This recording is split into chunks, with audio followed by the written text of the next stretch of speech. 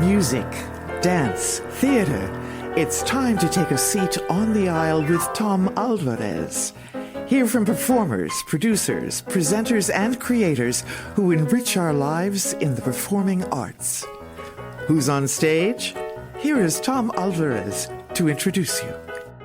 Hello, welcome to On the Aisle with me, Tom Alvarez.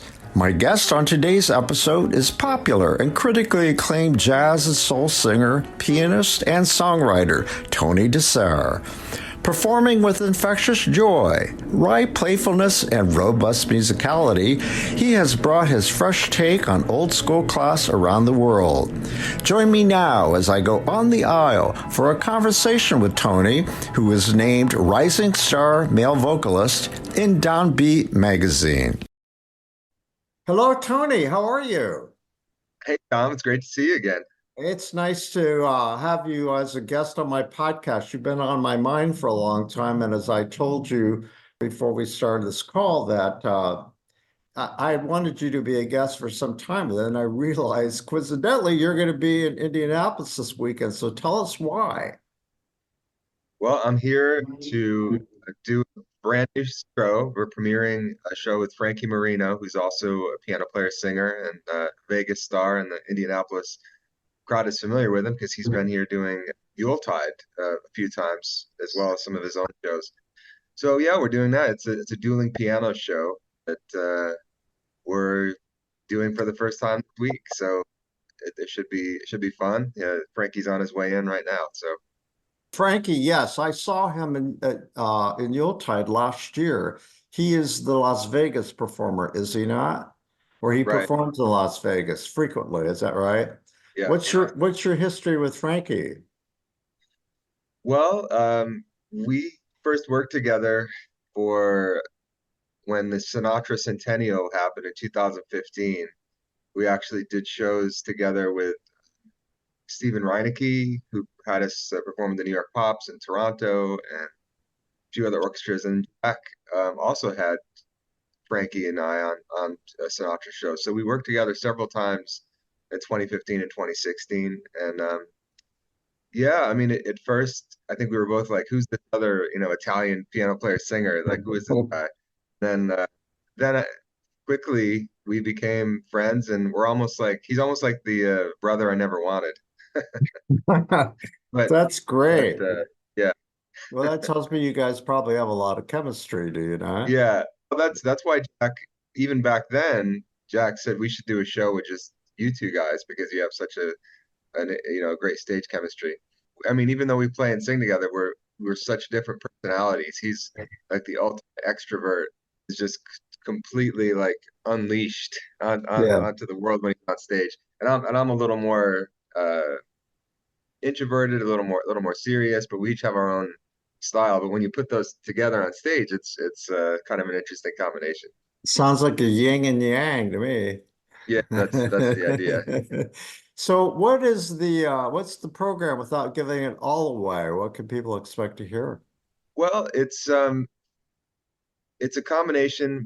So we do a bunch of duets, but we also do some of our own stuff. So we're each doing, I think, 4 or 5 of our own things from our show. But then we come together. I mean, the opening of the show is my arrangement of the Beatles Come Together, done as a duet.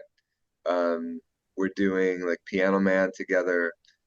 We have this big medley of kind of like dueling piano songs. When people go into one of these dueling piano bars, and everybody kind of sings along at the piano. Thought it'd be fun to make like this ultimate medley of all the biggest sing-along pop tunes that have come around, and we do it in chronological order, starting all the way from Bach in the 1700s, go all the way up through the 2000s. So that'll be fun, and it's so it's a combination of classic pop from all generations. We'll do some Great American Songbook. That's my territory. But we'll also do 50s, 60s, 70s, classics. So it's just going to be a fun, energetic show with 2 pianos on stage. Yeah, it two sounds like a lot pianists. of fun. And Yeah. obviously, you both have a history with working with Jack Everly, right? Yeah, I first worked with Jack in 2009 for an Irving Berlin review, which led Hmm. to them building a solo show for me, which really jump-started my career in orchestra pops. Yeah. And I will say, when I did that very first solo show, which is the first one I ever did, you reviewed it, which built my confidence that, oh, hey, I could do this, Well, because it was the that's first time. wonderful to hear. Yeah, That's because it wonderful was to a it hear. was said you said something like I showed star quality, and and I just like because I was used to playing little New York cabarets, and little jazz clubs with Really? like 100 people, and I hadn't really done a lot of big concert halls. And so when you gave me that review, I was at a vulnerable state, so I could have been devastated if you didn't like it, but instead you gave me confidence that maybe this is the thing. And you were not paid to say these things, by the way. So No, this is what happened. this is wonderful. Well, given that I've done this, that I'm doing this podcast, I get to go deep with performers, and I've interviewed you a number of times. I was going to ask you, what is our history together? I've known you, I don't know, but now you tell me it's 2009. That's a long time, and I Well, think, 2009 is when I did the Irving Berlin review. My solo show, I believe, was 2010 yeah. Valentine's Day. Yeah. Yeah. I think I also reviewed a couple of your shows at the Cabaret at the Columbia Club when it was located there. Yes. Yeah. Yeah, I've done that a couple times over the years, and I've been back with the ISO that's right. And then I finally got to several meet you times. in Yes. person when you did the sci-fi concert with George Takei. That was a big one for me, because Yeah. Ty Johnson from the ISO, who's the artistic director, is a big Star Trek fan, as am I. We were talking about that at some point, and he said he had this idea to put me on the sci-fi show with George, and it was Yeah. one I'll of the never best. forget hearing you sing Fly Me to the Moon and looking up and seeing the moon over a kind of prairie. Was that ever cool? Yeah, yeah. And I mean, just the fact that so when I was 12 years old, I loved two things: uh, Mhm. music and Star Trek. And somehow I manifested in my life that I was on stage singing "Fly Me to the Moon" in a Star Trek uniform with George Takei. So, I who know. was Sulu in the original And Star I Trek series. recall it in the interview I did with you about that particular concert, the great irony of all of that, right? Yeah, And so you maintain a friendship with George, do you not? yeah. Regularly? I haven't had contact with him in a while, but yeah, we have remained friends. I even went to his house for lunch in L.A. Sometime within a couple years after that, and we've exchanged emails over the years. But it has been a while. I don't know that I've reached out to him since the pandemic. It's a Yeah. reminder that I should check in on him and see how he's doing. I was able to interview him too, which was a big treat for me because I'm a fan with many of the people, friends with many of the people I cover. And he was just what struck me about him is he's so authentic, Yes, yeah, he doesn't have a filter. I like that. and he's got a great voice too. Oh my goodness. Oh, really? You've heard him sing? Well, well, no, not singing, just his speaking voice, No, of so clear and course. so Oh yeah, like, that oh deep. my, down here. So tell me, during COVID, you helped me get through the pandemic like you did a lot of people because I went to your site on a daily basis to hear your songs. How many did you end up doing? Are you still doing them? So, well, all right. So I call them the song diaries. At first, they were called the quarantine diaries, and the way it happened is okay. So I was in the middle of a tour. I just started this Midwest tour when everything got canceled. So I was in where was I? Iowa, and we got word that that was going to be our last show of what was going to be like a 29 city tour. So I all of a sudden found myself flying home, and it was a Saturday, I believe, that I flew home, and then everything else that was coming up got canceled pretty much immediately. So for the first time in a long time, I found myself kind of aimless without like anything going on. And the first day, I just kind of stayed in my pajamas all day and didn't quite know what to do. And I thought, well, this isn't going to be good for me to do this. So that was Saturday.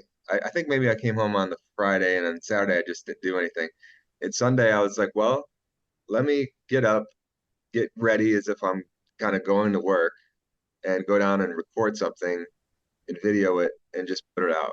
It's like that's the only thing I could do, and I had been building this recording studio for years and never getting a chance to use it because I was always gone. And I had everything there. So a lot of people that wanted to record during the pandemic, it took them a while to get the equipment and figure out how to do it. It was all ready for me to use. So I just and it was lit properly, and you had the whole 9 yards. yeah, I had everything there.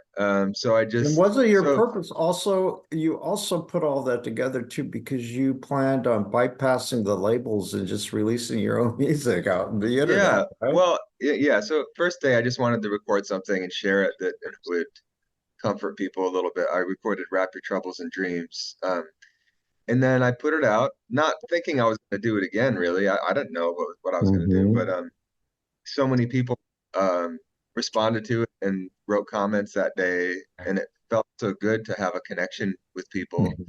I mean, it's such a strange time at the beginning of that all.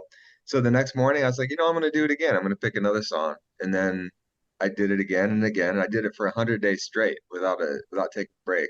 Then I continued to do it about 5 days a week or so. But yeah, I just put out number 325.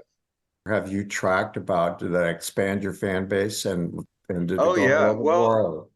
yeah. I mean, the thing that I wasn't doing it for, to really try to grow necessarily, but I realized, and at the times, like, I was getting, at its peak, I was getting between all my Instagram and Facebook and YouTube, I was probably getting like 15 to 20,000 people a day, I know, and sometimes a little I more. think a lot of people in the entertainment business found out that, through the pandemic, that's exactly what happened to many of them. They expanded their fan base, and even in Yeah, some cases worldwide. yeah. Um, I didn't, I mean, those, as far as the internet It goes, wasn't those aren't, intentional though, right? It no, wasn't well, no, it intentional. wasn't. And those Yeah. numbers, as far as the internet goes, aren't big numbers. But what I've discovered since, as I've gotten back on the road in the last few years, I would say every single show that I do, and and one where I go out and do a meet and greet, every single one, there's at least one person there that's come to see me and tells me, you know, how much the videos meant to them during the pandemic. Every single show. I'm not even exaggerating. So I realize now the impact that it had. I mean, and even though it wasn't millions of people, the fact that it Yeah. did help, because it certainly helped me. It gave me a sense of purpose and made me feel like I was, And doing you something and useful. you created a lot of goodwill. Yeah, I mean, it was really an act of it's like, what can I do? And it's like the only thing I can really do is make my music, because many of the songs that I love were written during difficult times, either during the Great Depression or World War II.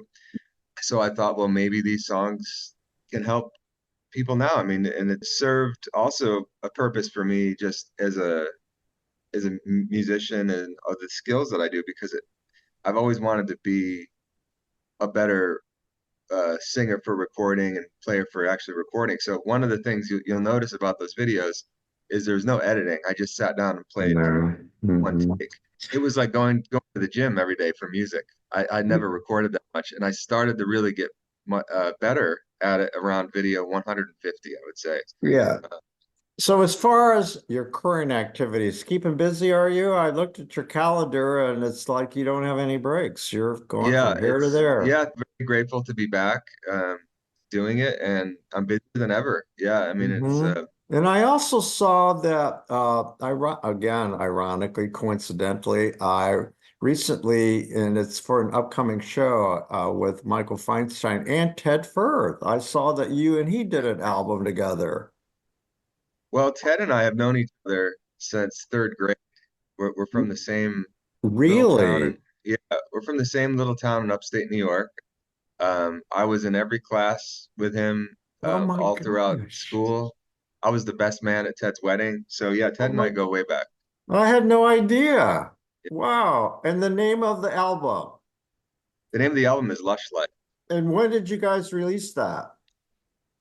We put that out in 2019. So that's Okay. Oh, it's been something, out for a while. yeah, and that's something that we had been wanting to do for, I mean, over 20 years.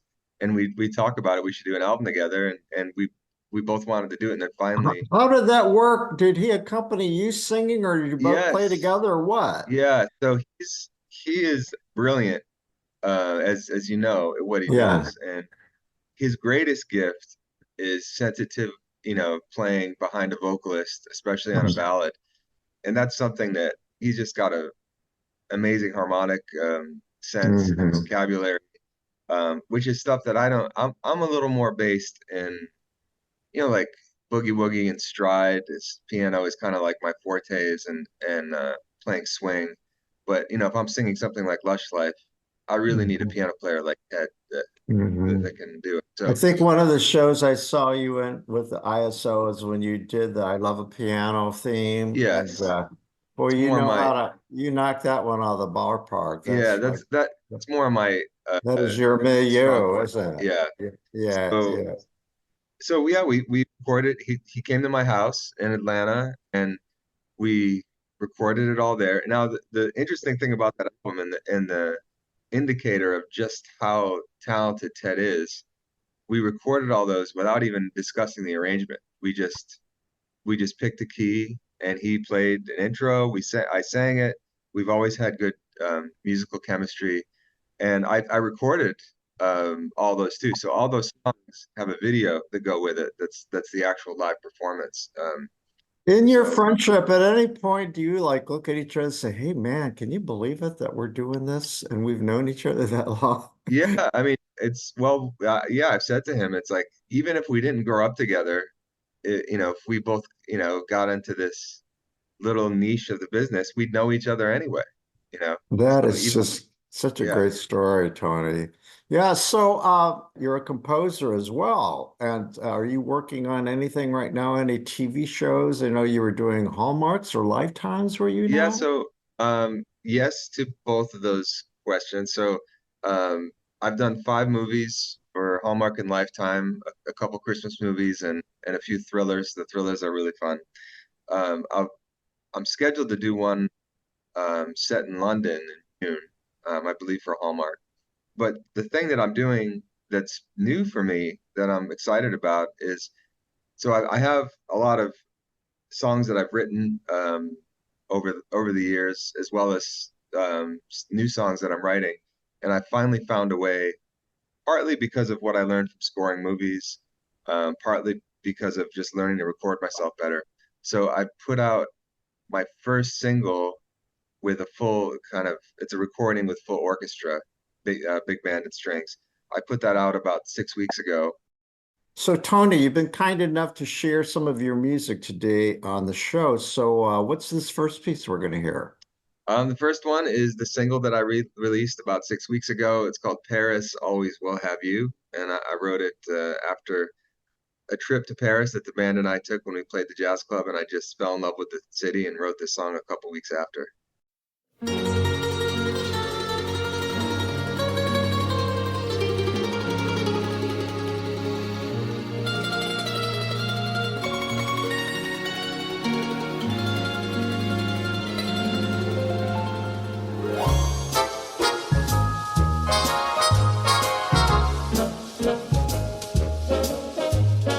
Walking along the Champs-Élysées,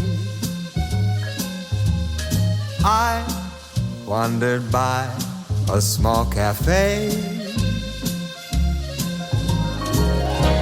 and as I wandered by a Bordeaux beauty I did spy, I whispered in her eye, I don't know how you say, but hey, I like you, so I think I'll say hi. led to wine along the river. The Seine knew just when we kissed. Some say they'll always have Paris, but I say Paris always will have you.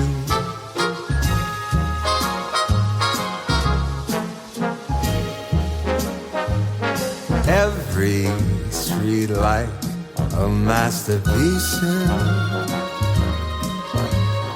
and you the muse for every scene. The Louvre was just as moved by your Mona Lisa style, and as the sun sank down, trifle and a trifle of delightful as the moon came around. We stroll in the Grand Cathedral. Notre Dame was a palm with love. Some say they'll always have Paris, but I say Paris always will have you.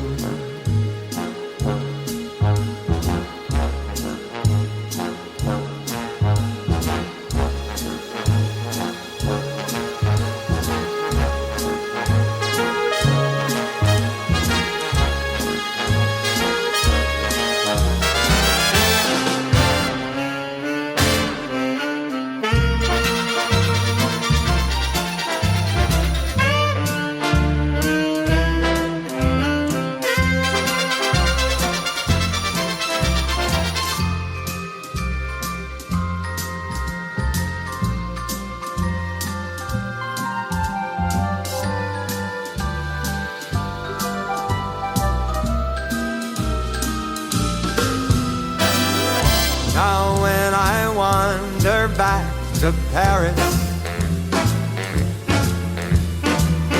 though I know you won't be there. Each place I wander by, that we huddled that one night, there's your silhouette night, dancing in romance and from layout of fair Versailles. And one day no one will remember that night of our rendezvous,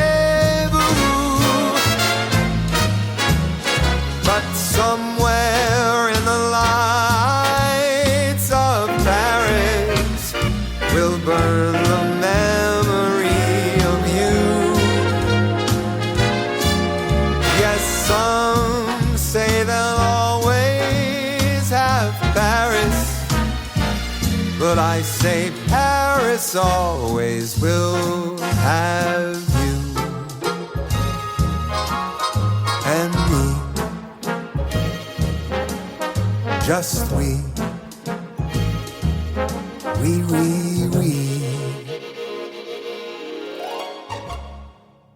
I'm excited because it came out great. I mean, to me, I feel like I would have believed that I recorded that at Capitol Studios in LA. That was my goal. I didn't know if I could reach it, but I worked really hard on it, and it's given me a blueprint to be able to release my songs as I originally conceived them to be done with a studio orchestra or full orchestra. So and it's done. Arrangements. Who did I did the arrangements. You did the arrangements, yeah. too. Wow. And how many pieces? Well, Paris Always Will Have You is based on my symphonic arrangement, but the recording, well, the recording has pretty much everything in it, but it's primarily big band and strings. But it's also got woodwinds. It's also got harp and full rhythm section. And where is it available to hear? It's on all the streaming services. It's on Spotify and Apple Music and all that. Where did you record it, Tony? Recorded it at home. Oh, so all the musicians recorded remotely. So that's amazing. First I made a complete demo of the whole thing using samples, fake Yeah. strings, fake horns. So I did the whole thing like that. Then I sent it to I actually was able to get great players in Los Angeles that had their home studio. So one trumpet player played all four trumpet parts, one trombone did all four trombone parts, sax player, etc. Bass player, drummer, guitar. I got a mandolin player from LA, and they all have home recording rigs. I sent them the chart and a little uh, blurb on what I needed them to do, and they recorded it and sent it back to me, and I put it all together in my home studio, and I Mhm. recorded the voice and piano in my home studio. So that studio of yours must really be decked out. It's at this point in my house. I mean, I've been building it a long time. I've got a Mhm. full-fledged recording and video production studio. I've got like four K film production cameras. I've got um I could record like a 10-piece and I have drums. I have a 7 foot Yamaha piano. I remember us talking in an interview about the reason you moved to Atlanta, just because, you could travel anywhere from Atlanta and the cost of living Yeah. was less than it was living in the city, and then you could also have what you have as well, right? Yeah. Well, yeah, there's no way that a musician could afford to live in New York City and have space for Has that performance studio like continued to I have. work out as you hoped it would, living there for Atlanta being your Yeah. base? I do miss New York, but I've been finding my way up there more often. Isn't there a big music scene in Atlanta now? It's growing. There may be, but I don't know Oh, of because course. I haven't made an I mean admittedly I haven't made an effort to get into it partly Yeah, because I'm gone all the time. I have my sure. my son there, my parents are there, so if I'm home for a week, I'm not thinking about networking in Right. And Atlanta. I knew So that that was a big part because I've known, well, gosh, I realize I've known you. We've gone through a lot together. So you place seem in at the a good moment, place. and One thing that always I admired about you, Tony, is again in an interview that we did together, and I think we've done quite a few, but you delve deeply and we're not afraid to talk about your struggles with the depression and anxiety. yeah. And so many people are coming out to discuss that, but you were like ahead of your time. I always thought so, and I think Well, I you don't know if I was probably ahead of my helped. time. I don't know if I was ahead of my time, but I was because I had opened myself up to doing these videos where I was sharing my life, and then I really went through, coming out of the pandemic, a big downturn in my mental health, and I felt like it was dishonest to not acknowledge it, and also it's such a common Mhm. problem that it's just like brain health is the like health of anything else in your body, and Exactly. if you break your leg or something like that, nobody has any problem saying I broke my leg. But mental health is not. I mean, it's the actual health of your brain. Something is unhealthy or dysfunctional in there, and it only makes it worse for people to feel like they can't acknowledge that there's a problem, and for people to have empathy for someone that has the problem without feeling like you know there just needs to be greater understanding about what it is. I Mhm. mean, for a lot of my life, I didn't even know what anxiety was until I had a problem with it. And it's like it's impossible to really understand unless you go through it, but it's possible to have empathy for people that do go through it. And now I understand it's not something that people can really help, or there's things you can do to mitigate it, treat it, and stay on top of it. But when you're in the middle of a mental health problem, it's very tough and very tough thing to get out of. Yeah.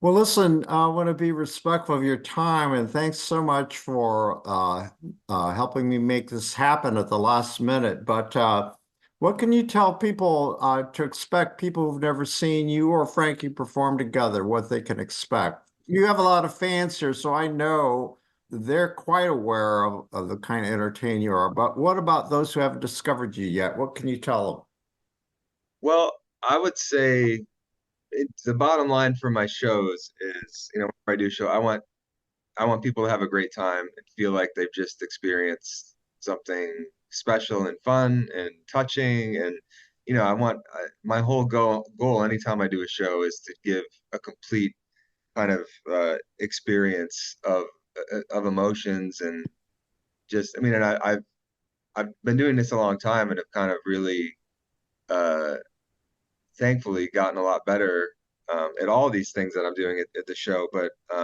it's really great to touch base with somebody after the show and have them say things like, this is one of the best shows I've ever I've ever seen in my life. And part of me thinks it's like, well, you maybe should get out more. And then the other part is really, and then the other part is really grateful that people do think that. Now, this show with Frankie, I think, is going to be particularly fun because he's so I don't know. It's just the two of us combined. I mean, it's not something you see a lot. Two pianos on stage, two people playing at the same time, and also our chemistry, which is unique. I just think it'll be a lot of fun. Do you have any Italian songs in your repertoire? That's I should. I don't. But I used to sing Sorrento with Joe Piscopo. I used to be Joe Piscopo's music director, and we would sing the Sorrento together. But Yeah. no, not since then. Yeah, is there going to be a meet and greet after the concert? Do you guys go out to the lobby to say hello to the fans? Well, Frankie May, I can't speak for him to know if that's his plans or not, but I plan on doing it. I like doing it, especially in towns like here where I know that there's a lot of people that have been, coming to see me for, the times I've been here. So Well, great. Well, look for me in the line because I definitely want to say hello, yeah, And thank you for all of the for our long friendship and all that you've shared with me over the years. Okay, so let's hear another piece of your music, Tony, and what will it be? this one is a song called How I Will Say I Love You, which I suppose if you were going to say I have a greatest hit, it might be that because people have really responded to the song over the years. It's been used in a lot of weddings and things like that. So I'm grateful that I have a song that touches people like that.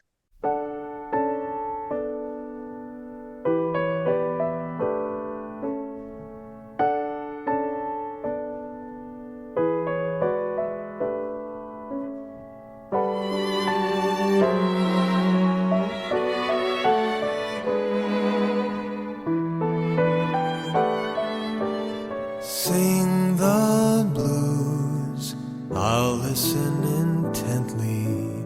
Call my name, I'll be at your door. Cry out loud, I'll hold you till it's over. And that's how I will say I love you. Fall asleep, I'll wake up beside you. Feel my heart beating next to yours. Lose your way, I promise I will find you. And that's how I will say I love you. What would I do to show my love to you? My whole world for 1 minute with you. Break the rules, I'll bend them around you. Play the fool, I would never know. Break my heart, I'd still be glad I'd found you. And that's how I will say I love you.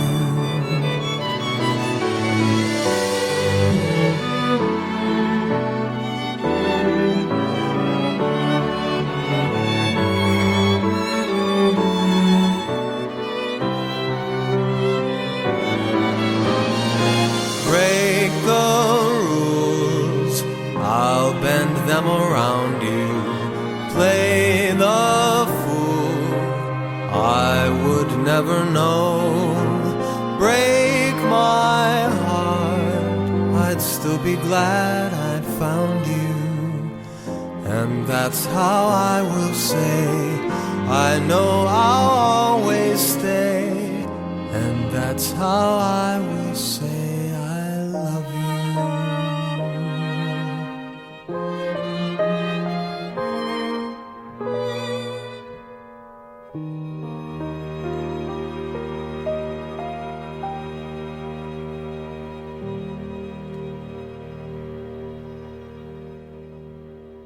You know, I count you as one of the people who helped me get to the point. Well, it took about 50 years to get my own podcast, but I'm not complaining.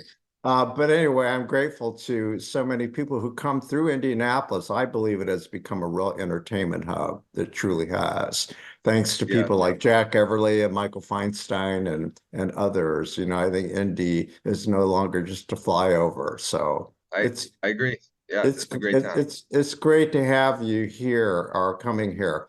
So thank you again, Tony, and hope the concert goes well and you have a full house. All right, thanks, Tom. I look forward to seeing you so I could say hi in person.